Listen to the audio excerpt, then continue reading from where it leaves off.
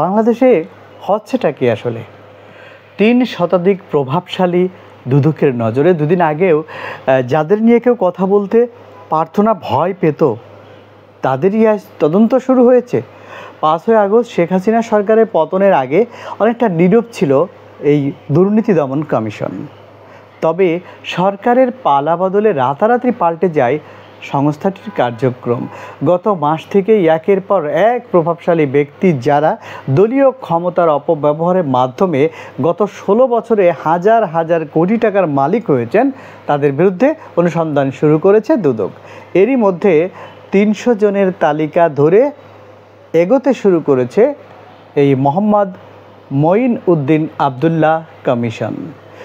২ সপ্তাহের বেশি সময়ে ৭০ জনের বেশি সংখ্যক আওয়ামী লীগ সরকারের মন্ত্রী, সংসদ সদস্য, ব্যবসায়ী ও পুলিশের কর্মকর্তা সহ সুবিধাভোগীদের বিরুদ্ধে অনুসন্ধান শুরু করেছে দুদক।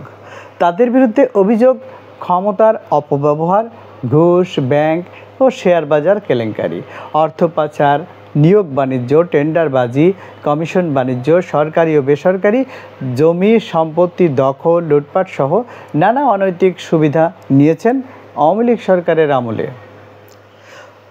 বিভিন্ন সূত্রের মাধ্যমে আমরা কিন্তু জানতে পারি বা জানা যায়, অনুসন্ধান শুরুর আগেই সংস্থাটির পক্ষ থেকে ১২টির বেশি অনুসন্ধান টিম গঠন করা হয়েছে। সংস্থাটির গোয়েন্দা ইউনিটের তৎপরতা বাড়ানোর পাশাপাশি ব্যক্তি পর্যায় থেকে অভিযোগ গ্রহণ করে ও গণমাধ্যমে প্রকাশিত দুর্নীতি সংক্রান্ত প্রতিবেদন যাচাই বাছাই করে তাৎক্ষণিকভাবে কমিশন থেকে অনুসন্ধানের অনুমোদন দেওয়া হচ্ছে।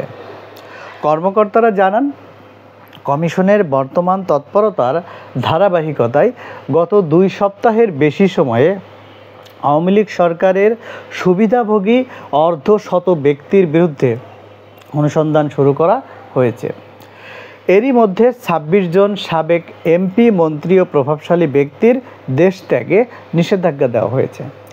টানা ৩ মেয়াদে বিগত ১৬ বছর আওয়ামী লীগ সরকার ক্ষমতায় থাকা অবস্থায় ব্যাংক, বিমা, শেয়ার বাজার, অন্যান্য আর্থিক প্রতিষ্ঠান, বিভিন্ন সরকারি প্রতিষ্ঠান, তৎকালীন সরকারের মেগা প্রকল্প সহ অন্যান্য প্রকল্পে হাজার হাজার কোটি টাকা লুটপাট, দুর্নীতি ও পাচারের ঘটনা ঘটে। যদিও এসব অভিযোগ বিভিন্ন সময় দুদকের কাছে এলেও সংস্থাটির চেয়ারম্যান বা কমিশনাররা তাদের ব্যাপারে আইনি পদক্ষেপ নেননি। দুদকের ঊর্ধ্বতন এক কর্মকর্তা বলেন, সরকারি দল ক্ষমতায় থাকার কারণে নানা সময়ে দুদকে অভিযোগ আসলেও তা আমলে নিয়ে কাজ করতে পারেননি দুদক। তো দেখা যাক ডক্টর ইউনূস সাহেবের সরকার তাদের বিরুদ্ধে কী ব্যবস্থা নেয় এবং বাঙালি জাতি হিসেবে আমরা প্রকৃতপক্ষে কি দেখতে পারি। আমাদের অর্থনীতি কি ভেঙে যাবে, নাকি এই ভেঙে যাওয়া অর্থনীতির উপর দাঁড়িয়ে বাংলাদেশের পতাকা গোটা বিশ্বে আবার উড়বে। ভালো থাকেন, সুস্থ থাকেন, আল্লাহ হাফেজ।